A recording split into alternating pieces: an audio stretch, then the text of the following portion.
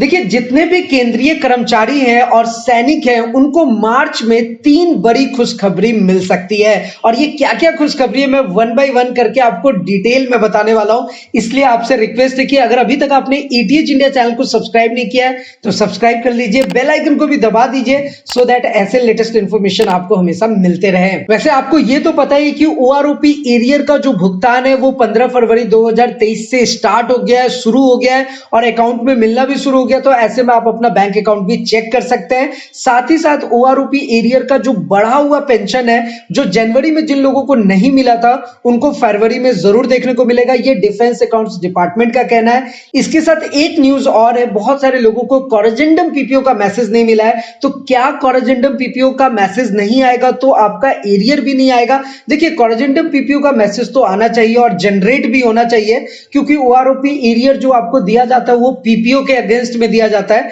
तो अब उस नए वाले पीपीओ के अगेंस्ट में जो नया कोरेजेंडम पीपीओ बनेगा, उसी के आधार पर एरियर दिया जाएगा। लेकिन आपको ऐसा नहीं है कि अगर कोरेजेंडम पीपीओ का मैसेज नहीं गया है तो आपको एरियर नहीं मिलेगा। एरियर तो आपको मिलेगा ही मिलेगा, इसमें कोई टेंशन लेने की जरूरत नहीं है। साथ ही साथ आपको कोरेजेंडम पीपीओ भी जनरेट करके दिया जाएगा। तो चलिए अब बात करते हैं कि केंद्रीय कर्मचारी को या फिर कोई भी सैनिक को, उसको मार्च में, यानी कि अभी तो फरवरी का महीना चल रहा है, आने वाला जो नेक्स्ट महीना है वो मार्च, उसमें 3 क्या-क्या खुशखबरी मिल सकती है, वन बाय वन समझते हैं। देखिए, सबसे पहला पॉइंट आता है, सबसे मोस्ट इंपॉर्टेंट, वो है फिटमेंट फैक्टर। वैसे आपको पता है कि अभी का जो फिटमेंट फैक्टर है 2.57, और ये फिटमेंट फैक्टर ही बहुत बड़ा कारण रहा है कि इस बार ओआरओपी के तहत जो बेनिफिट्स मिल रहा है उसमें जेसीओ और ओआरएस को उस लेवल का बेनिफिट नहीं मिला जो उनको ओआरओपी में मिलना चाहिए, जो उनका हक है। वैसे आपको पता है कि जेसीओ और ओआरएस की कितनी बड़ी कठिनाइयां होती हैं, उसके बावजूद। और सबसे इंपॉर्टेंट चीज क्या है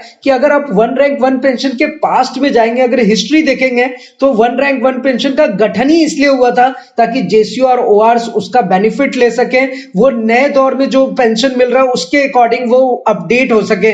लेकिन अभी जो ओआरओपी 2 मिल रहा है, जो गलतियां हो रही हैं उसकी वजह से नो डाउट जेसीओ और ओआरएस को बेनिफिट नहीं मिल पा रहा है, अगर हम ऑफिसर रैंक से कंपैरिजन करें। तो इसलिए फिटमेंट फैक्टर में ऐसा कहा जा रहा है, ऐसा माना जा रहा है कि 2.57 से बढ़ करके 3.68 तक वो हो सकता है। इसके लिए कोई आधिकारिक सूचना अभी तक केंद्र सरकार की तरफ से नहीं आया है, बट वो कहते हैं ना कि मतलब अंदर से कुछ ऐसा पता चल रहा है। वैसे आपको पता है कि 2024 में इलेक्शन होने वाले हैं, तो जाहिर सी बात है कि इलेक्शन से पहले कुछ ऐसा न्यूज आपको देखने को मिल जाए जिससे जवानों और जेसीओ को फायदा हो सके, तो वो फिटमेंट फैक्टर इंक्रीज हो सकता है। देखिए, हमने डिटेल में बहुत बार आपको बताया है ईटीएच इंडिया के चैनल पर भी कि जेसीओ और ओआरएस को आखिर ओआरओपी का बेनिफिट उस लेवल का क्यों नहीं मिल पाता, हर एक चीज को डिटेल में बताया हुआ है। इसलिए तो आपसे रिक्वेस्ट करते हैं कि आप ईटीएच इंडिया चैनल को सब्सक्राइब करके रखिए। साथ ही साथ हमने ये भी बताया कि स्पर्श पेंशन पोर्टल में लॉग इन कैसे करेंगे, अपना माइग्रेशन स्टेटस कैसे चेक करेंगे, सारी चीजें कैसे परफॉर्म करते हैं, सब कुछ हमने स्टेप बाय स्टेप आपको बताया हुआ है, वो भी प्रैक्टिकली।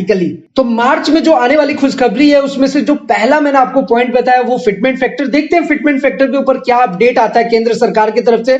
जो भी अपडेट आएगा हम आप तक जरूर पहुंचाएंगे। वैसे फिटमेंट फैक्टर में इजाफा करना चाहिए सो दैट कि जेसीओ और ओआरएस को बेनिफिट मिल सके। अब आते हैं हम सेकंड पॉइंट में। सेकंड पॉइंट है 8वें वेतन आयोग का गठन, यानी कि 8th पे कमीशन। अभी जो 7th पे कमीशन के अकॉर्डिंग आपको जो फिटमेंट फैक्टर दिया जा रहा है वो ऐसा माना जा रहा है कि इलेक्शन से पहले पहले तक 8th पे कमीशन का गठन हो जाए और उससे रिलेटेड आपको अपडेट मिल जाए। और थर्ड जो इंपॉर्टेंट पॉइंट है वो ऑलमोस्ट आप समझिए कि कंफर्म्ड है, जो है डीए और डीआर में हाइक।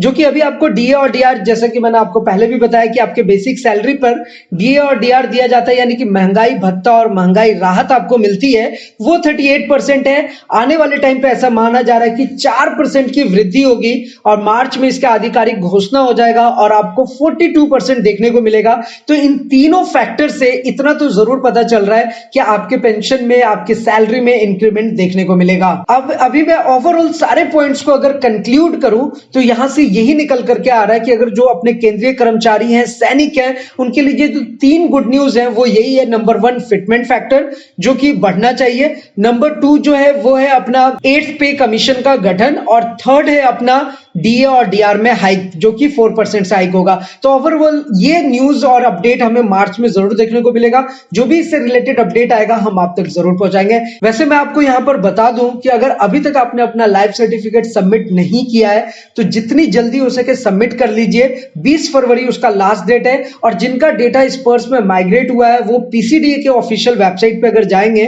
तो ये फिलहाल अभी कुछ दिनों से बंद पड़ी हुई है।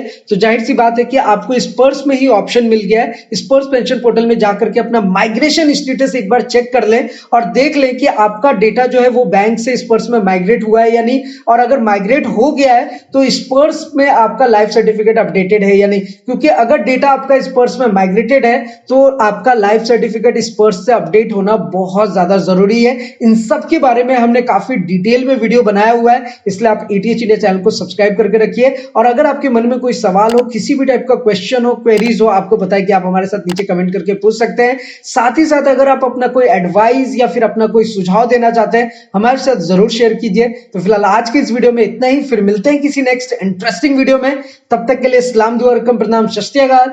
Keep watching, keep smiling. अपना और अपने साथ सबका ख्याल रखिए। जय हिंद, वंदे मातरम।